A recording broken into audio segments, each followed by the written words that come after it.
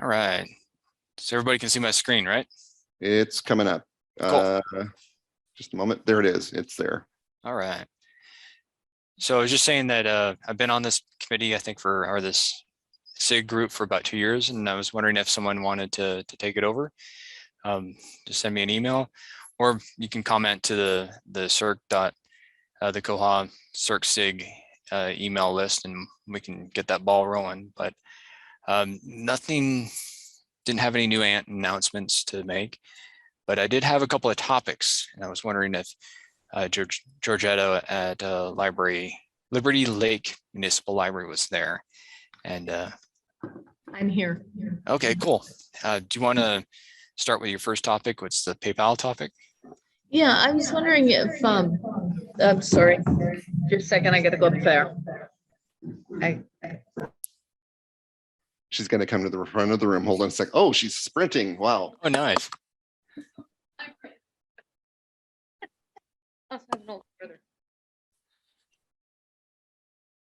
I'm just curious if there's anybody else that's using the PayPal option. And if so, if you send your patrons to collection, how you work with the payments on that? Does it matter? How does it work? Anything like that if anybody's using it?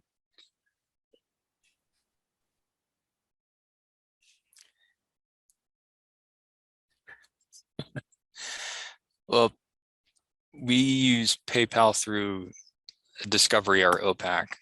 We don't use it through Koha. If I'm understanding the question correctly, we just use PayPal through a payment system. We don't use it for anything other than that. Does anybody else have an answer to Georgetta's question?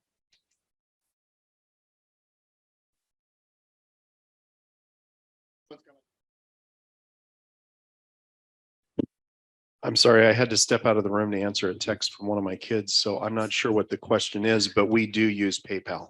You do? Yeah. We need to talk. How does it work? Do you send patrons to collection or how does that? Well, our library, my libraries I manage a consortium of 51 libraries. And when we originally started using PayPal, it was the integrated built-in PayPal system into Koha, which has since been removed and turned into a plugin. And so the plugin has a lot of advantages because with the original system, you could only input one PayPal account. And so what kind of library are you at? Is it one library? Is it multi-library? I'm one library, but I'm part of the.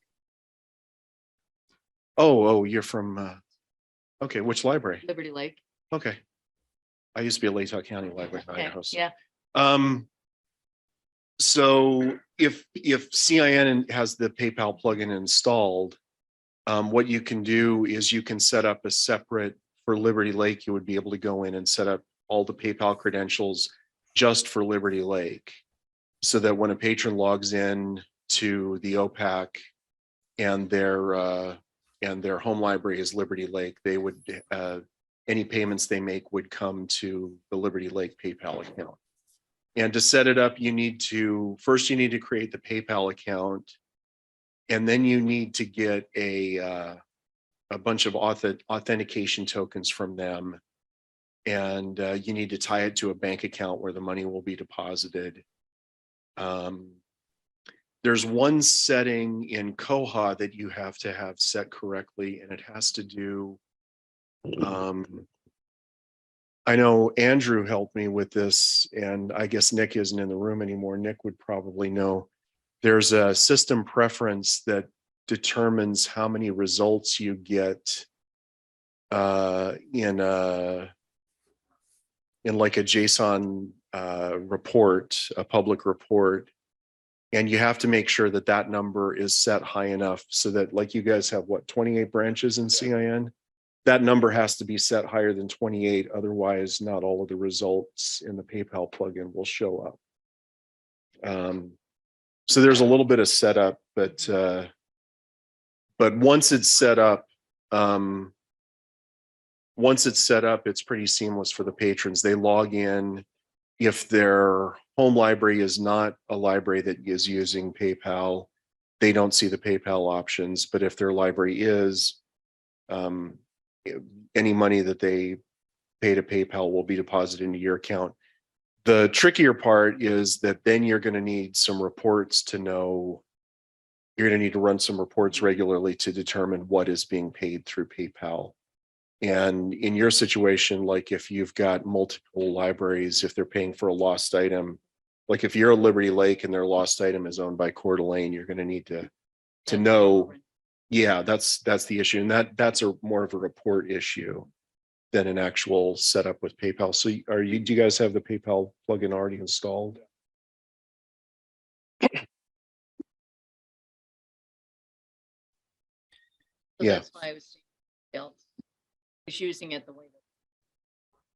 Well, So- I can certainly talk to Christopher about it because I talk to him like all the goddamn time. We talk to each other every couple of weeks. So if you guys have questions about that, maybe we could even do a video about setting up the PayPal plugin. But definitely when this meeting's over, we can sit down and talk and I can show both of you some of the configurations on my laptop over here. Daniel was about to ask a question, I think so. Actually, I was going to say that we have a report that shows all the payments made through PayPal. So I'm willing to share that with you. You're probably going to have to configure it because it is there's some that is specific to our district, but you might find it useful. So Cool. Thank you. Sure. So it's Georgette. So it's Yes. George and Georgette talking about PayPal. George Cool. and Georgette. some kismet there or something, right? Yeah. I think somebody had their hand raised in the chat there too, Daniel. Okay.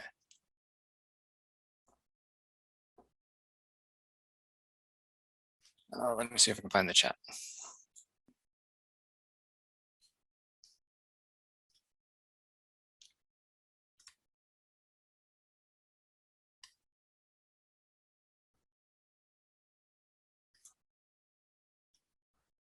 It seems to be gone.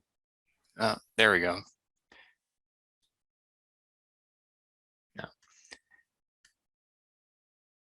Yeah, Georgette, do you want to get to your second question? Yeah. Obviously, I have a lot of questions. That's what we're here for. Yeah. Does anybody use the cash register option of like using a cash box, but we can't use a cash box. We have to use a cash register.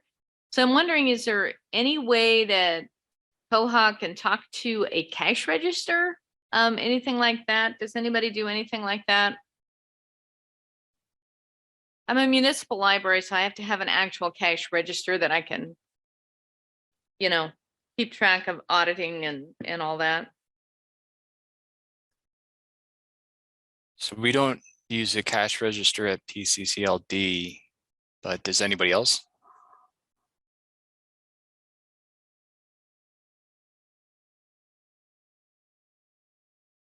It's broken. Yeah, I can't hear you.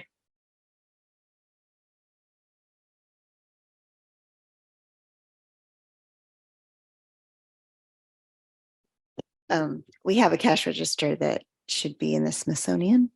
Yeah, it's really bad. I actually called a couple of times and I had my IT guy call with me. And when they answered the phone, they actually laughed at me and said that, oh my God, I can't believe you're still using that machine. Anyway, so about 6 months ago, it stopped taking credit cards. So it's been a little bit challenging. But anyway, what we're doing is we're going to switch over to TBS point of sale system. We've actually been using TBS now for our print management, and we're very happy with it for the most part.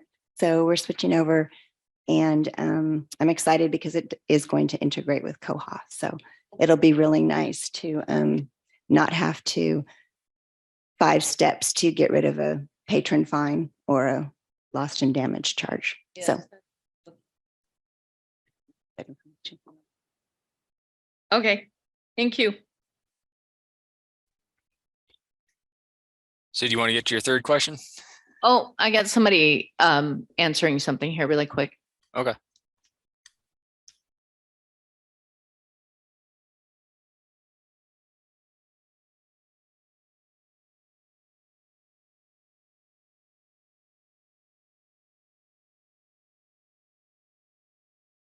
Yeah, we use the cash register.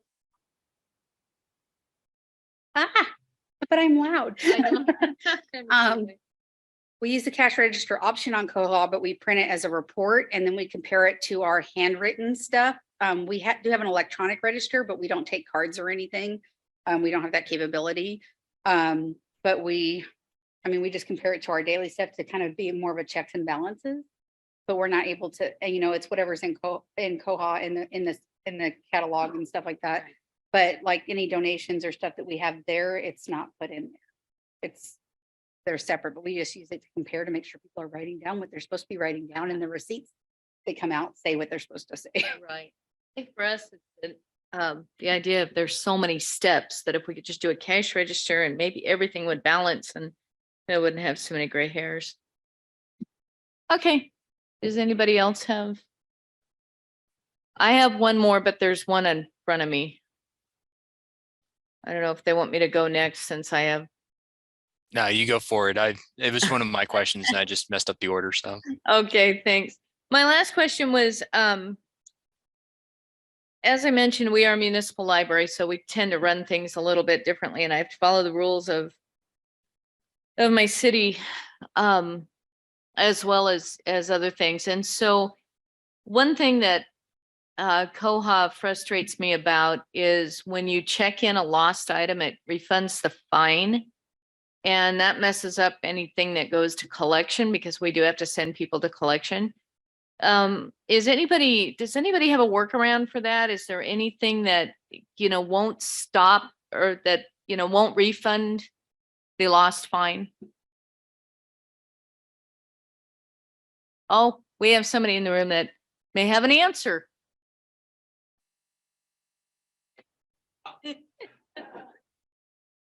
So I think that is handled, can be handled in the circulation of fine rules. It can, but it checks, What do you mean? well, Okay. sorry, I'll explain later. All right. So I'm gonna pull something up. So maybe I misunderstood your question. That's why I was asking what you meant. Well, what I meant was when it checks it in and it refunds the fine Right. for the lost charge, that Yeah. messes me up. Right. So it So needs to stop and not do that. you don't want it to check in or you I don't don't want want it it to to- refund. I don't want it to refund. So let me pull up. There's a box in the circ fine Apparently, rules. though, I was talking. It does it for everything. I want it days, like 70 days overdue. I don't want it that far because they're already at collection. Oh, the lost, we charge per item.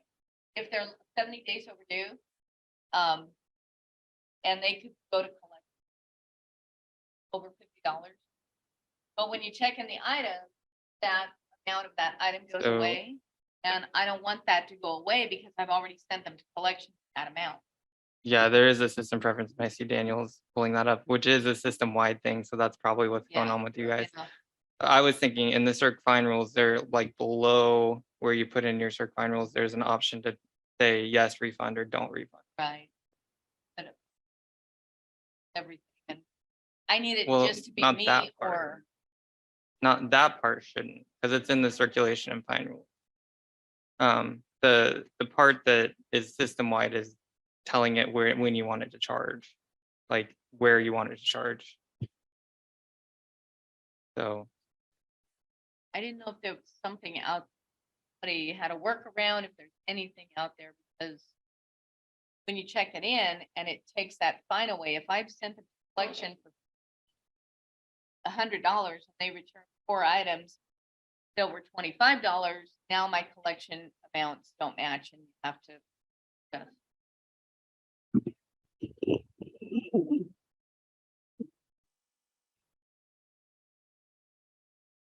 I think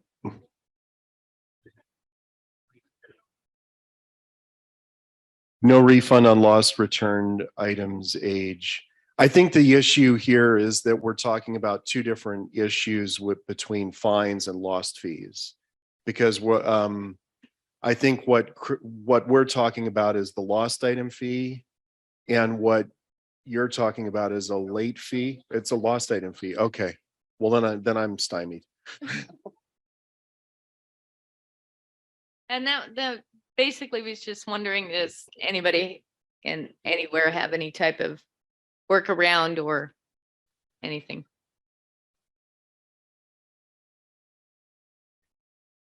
Is anybody working with collections? Thank you. Well, wouldn't you be able to on the no refund on lost returned items age? Don't refund lost fees if a lost item is checked out for, if you said like 1 day, it won't refund those fines. Have you tried that? I don't know that we have. Well, I think what might be part of the issue here too is that she's asking a question about one library in a consortium of 28 libraries where they're doing something different than the other 27 libraries, which I see as probably an opportunity for a Koha enhancement to make that kind of setting a part of the individual libraries' circulation rules rather than as a global system preference that affects all libraries in the consortium. Right, you got Gotcha. it. And I think that Yeah. that's the issue. I think that's the underlying issue here, is that the system preference affects all libraries, but what we're looking for in Georgette's situation is a single library circulation based rule change that can't be managed at a single library now because the system preference affects all libraries. Right, because there are about 3 of us in this, the consortia that sends them to collection. The rest don't, or they handle it differently. So thank you, George. You understand Georgette speak. Yeah. Okay, I think that's all I had, Daniel. Thank you. That's no problem. I usually have to translate stuff into Daniel anyway, so. Yeah, he's pretty good. It takes a lot to translate it from Georgette speak, so. Yeah. It's our name. That's what did it. Yeah. Yeah, yeah. So, all right. Thanks, everybody. Thanks, Dan.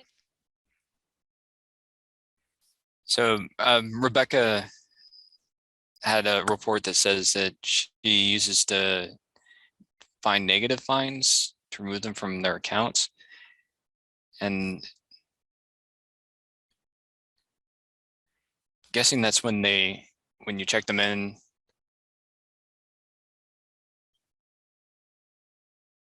Yeah, and they're refunded.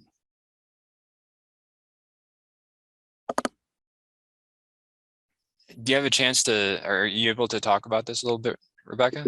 Yeah, sure. Thanks. So we have the problem is similar to hers, is that we do work with collections, but it's been turned off during the pandemic. And what we're doing when we have lost books that are returned, they're billed the replacement cost of the item. And let's say that's $20. When they return the item, the lost item comes off the patron's account, but then the fine for it becomes a negative fine. So they're showing a credit of $20 on their account, and we don't do credits. So I have to find these once a week and go through and manually void out all of these lost items that have been returned and refunded fines or credits from patrons' accounts. So luckily our collections are turned off, but I can see how that would cause a problem if they were actively being sent negative amounts to UMS. Okay, now I get you. Yeah, we had a similar problem when we were doing collections. People would come in and return the material, and the fine would be reduced or waived altogether. And then we had to find some way to communicate with our collections vendor to tell them that these fines were waived. And we used a report that we sent to them. Bywater set up a cron job to do it every week, but we turned it off because we haven't been using collections in a little bit, about a year since the pandemic. But Yeah, that report would probably be really, really helpful because it does create kind of a mess when people return it and they get those fines waived. So, Well, I'm happy to share if anyone needs. thank you. Christopher here, just to add to that and to go back to Georgette's previous question, so we're talking about collections, and in both cases, it's hard for her to deal with, it's hard for any of the libraries to deal with those collections when the charges have disappeared for those fringe cases. And so, trying to nail down a perfect scenario for that complicates it. It's not like we have some way in Koha to flag those collections and, prevent them from being checked in at all. Or, we can prevent them from being checked in, but we can't prevent Koha from removing that charge because that's how we have our system set up. It checks it in. So when you tell it to not check it in, it doesn't not remove the charge, which is really weird. It seems like if you tell it to remove that charge on check-in, but you tell it not to check things in under certain circumstances, it shouldn't do that charge as well. But it is, even though it blocks it from being checked in, it still removes the charge. And so we've had a hard time working around this particular scenario with collections. But going back to the PayPal thing, that even complicates collections more because from my understanding from our demo that we had on the PayPal, it was, which PayPal was being used was determined by the patron home library. Yes.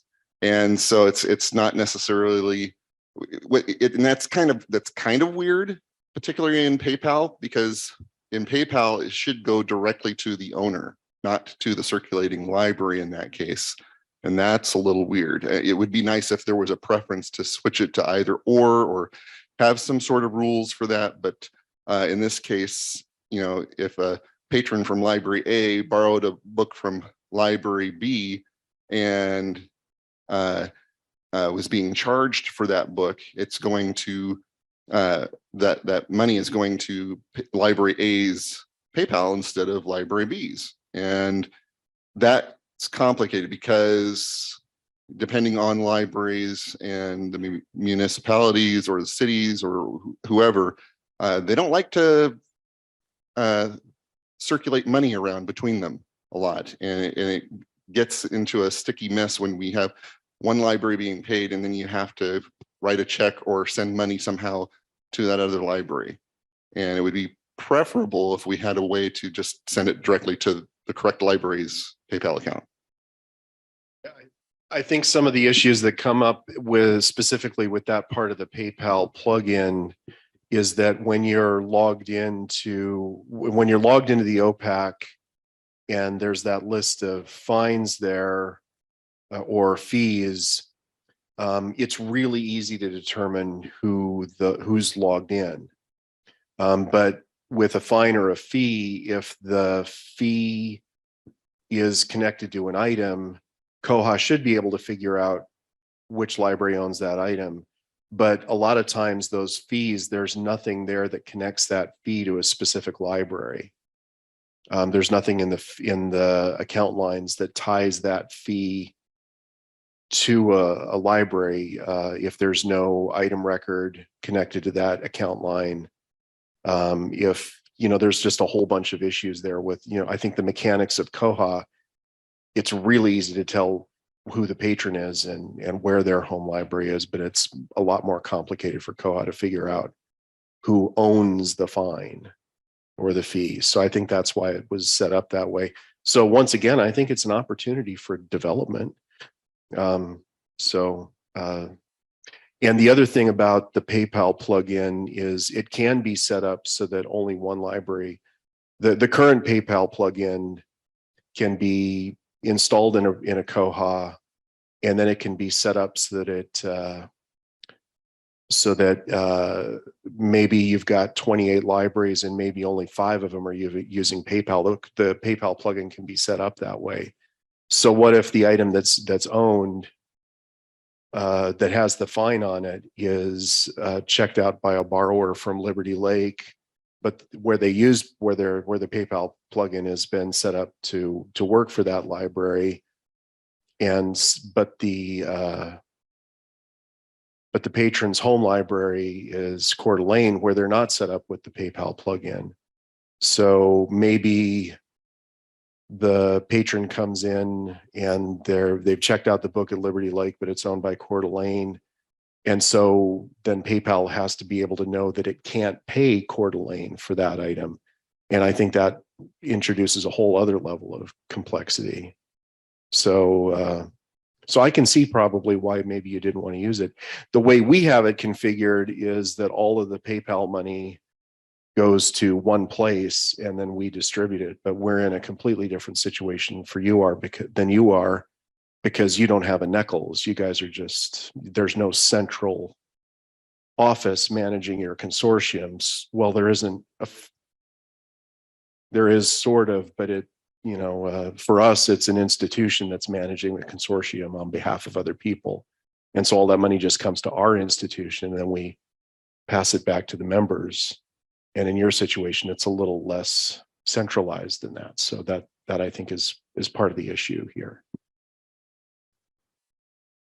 And one of the things that we were looking at going into this, PayPal wasn't as when we last looked at PayPal. When I last looked at PayPal, I think at the time that I looked at it, it was only set up for one PayPal account at the time, and now it's set up for multiple. So when we got the demo, we found out, oh, great. Well, it does handle multiple PayPal accounts now, which is great.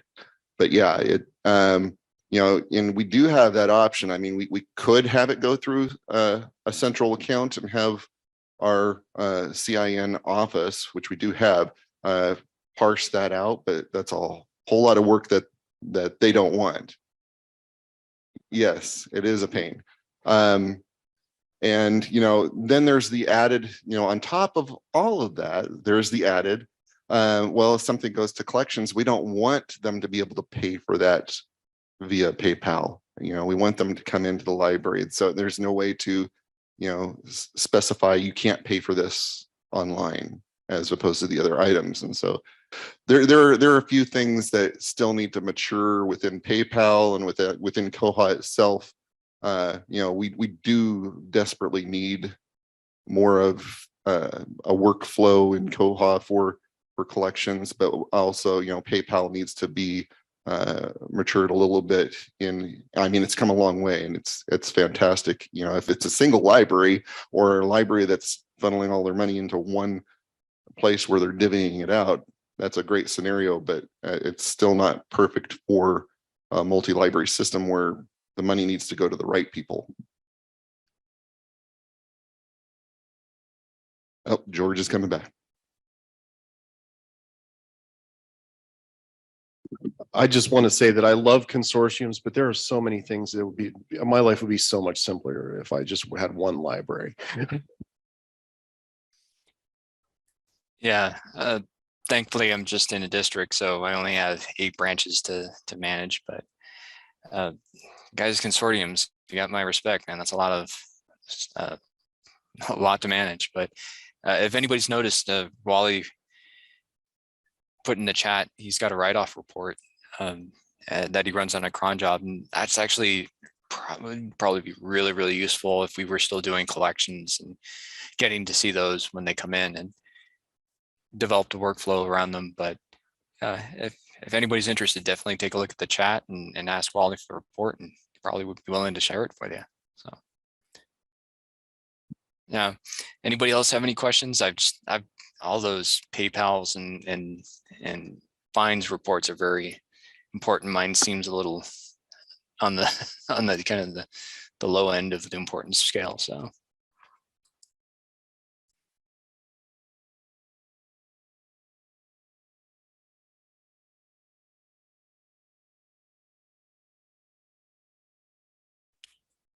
okay, well, I'll just show you what I was talking about, and it's the red cancel X near the data selector or the date selector on the holds.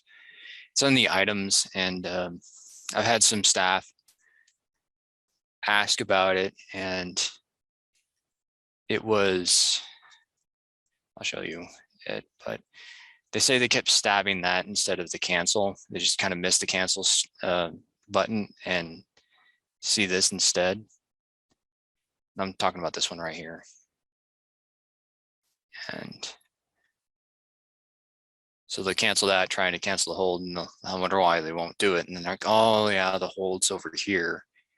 And that's how you cancel the hold. But just wondering if anybody else had noticed that, thought that was kind of excessive or something. You probably can hide it with jQuery, but just was anybody else had any staff that was talking about it? So.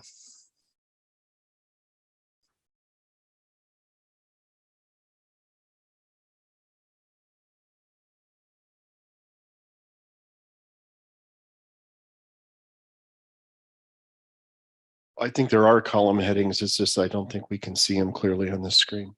There was a question here in the room. What I was going to say is that I've noticed that myself, that the X looks a lot like it should, like you would expect it maybe to cancel. And so the two things that I've thought about doing it with some jQuery are to add a tooltip there that says clear date for the X's. And then I've also thought about writing some CSS or jQuery that would highlight the cancel button a little better, maybe make the background on the cancel button red. Make it say cancel hold is what Christopher suggests. Both of those are things that that could easily be done with jQuery and CSS. What was that? Yeah, and that's another suggestion. Liz is saying, Liz is demanding somebody file a bug. And that's what you should do, Daniel. File a bug saying that. And in the meantime, I would, write some CSS or some jQuery to say cancel hold and modify the X maybe with the tooltip that says clear date. Liz is going to come up here and yell at everybody, I think. She just says she's not going to yell, but she was yelling across the room just a second ago. By all means, please. So I just wanted to have a moment and talk to you about jQuery and CSS. Okay. I am. So a thing that we often find is when you put on a lot of CSS and jQuery in your library system, it comes time for upgrades and we'll do an upgrade and something will be broken in a way that isn't expected. For something like this, where you're really talking about a usability problem and you have evidence for your usability problem, which excellent, and this is awesome. You really want to file a bug and say, I feel this is a usability problem. And they'll be like, correct. That is a usability problem. I'm looking at this right now on the screen, and I'm seeing that, in fact, the cancel button is not very apparent. And it would make more sense for it to say cancel hold and even maybe be a little more prominent. This feels like a usability problem. Before you go right in CSS and putting on jQuery that might break in an upgrade, I would suggest maybe file a bug. And if you really can't stand it, then maybe consider writing for the interim. But don't be surprised if it breaks. That's all. That's my soapbox. I'm getting off now. Have a nice day. I think there's been several instances where like, hey, why isn't that working? Oh yeah, we upgraded and it's the CSS, and you got to go back and find out what's broken in that. And yeah, there's been a couple of moments where I've scratched my head about why it's not something not working. So guilty, but yeah, I'll probably submit a bug at some point and mention it to the circulation group, see if anybody else can get behind it, or if they. If there's a duplicate, maybe there is a duplicate bug. I'll look in. I haven't checked Bugzilla yet, though. I will say, Liz, if you want more people to file bugs, take away our jQuery and CSS options. No, please don't. Please. Please. I'm not going to lie to you. I've thought about it.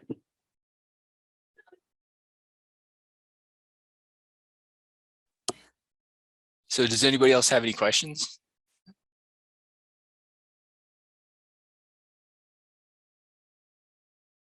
Chris, is there any way to pan to see the room, or because I just got the, Jason is taking care of it, but I also think we have another, don't we have another camera shot in there? Okay.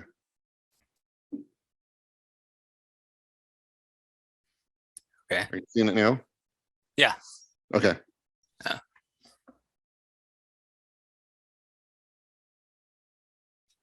so we still got about 40 minutes, and if you don't want to listen to Fred's poems, bring up a Pawtucket. Not to say I don't like his poems. I thought his last one was very good. Nice play on The Raven by Edgar Allan Poe. So it's very, very creative.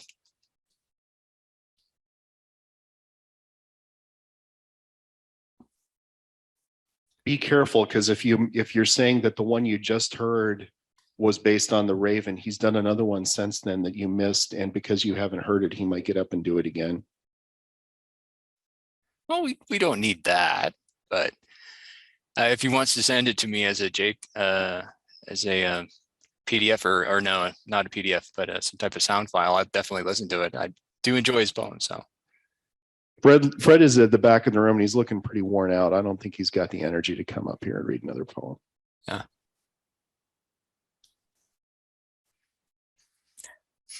Oh, he's threatening to do the central line infection poem, which I've heard before, and it's good, but be careful what you wish for, man. Right.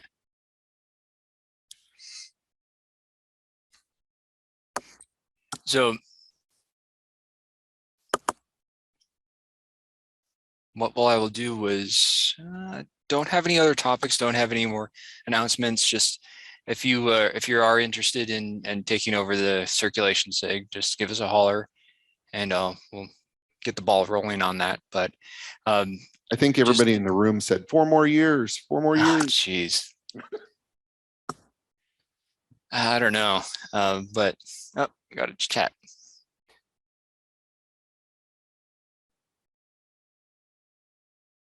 Hey, I'll submit the ticket and mention it on the CERC. So if you aren't a part of the CERC email list, definitely get on there. We can have some conversations. But,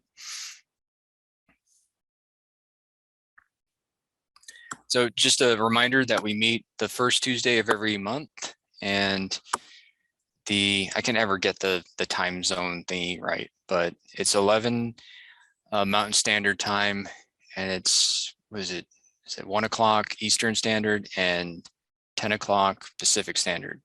Definitely correct me if I'm wrong. I send out a weekly agenda request the week before most times, and you probably can edit the agenda. So just add topics and I'll check it. And then once we have our meeting, we'll go over them, and definitely come and ask any question you have. 10 Pacific. I said that right. But anyway, yeah, we love people, we love topics, and any topics that's slightly circulation-ish is definitely welcome. And are there any other questions? Last call. Oh, we got a plug for a bug. I'm gonna take a look at it real quick. Yeah, Jason said Rebecca did that. Yeah.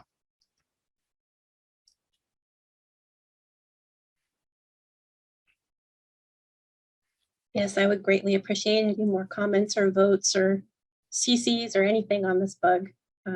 It would make my life a lot easier.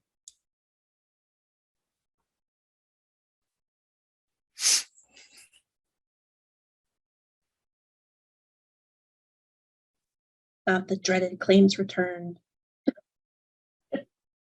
Yeah, I agree. I'll definitely comment on this. We get questions about this a lot. So Just to clarify for people in the room that can't read the screen, it says Oh, Initially on there, it says it would be helpful to libraries if claims returned was moved out of the lost value. It is confusing for patrons and staff to see a claims return as a lost item. And there are items, or there are times when an item needs to be marked both as lost and claims return. And combining these into one field can be a challenge.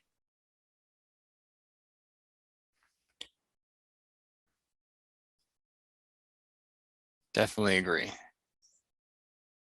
Are there any other bugs that anybody has submitted or noticed that they want to mention, plug for circulation?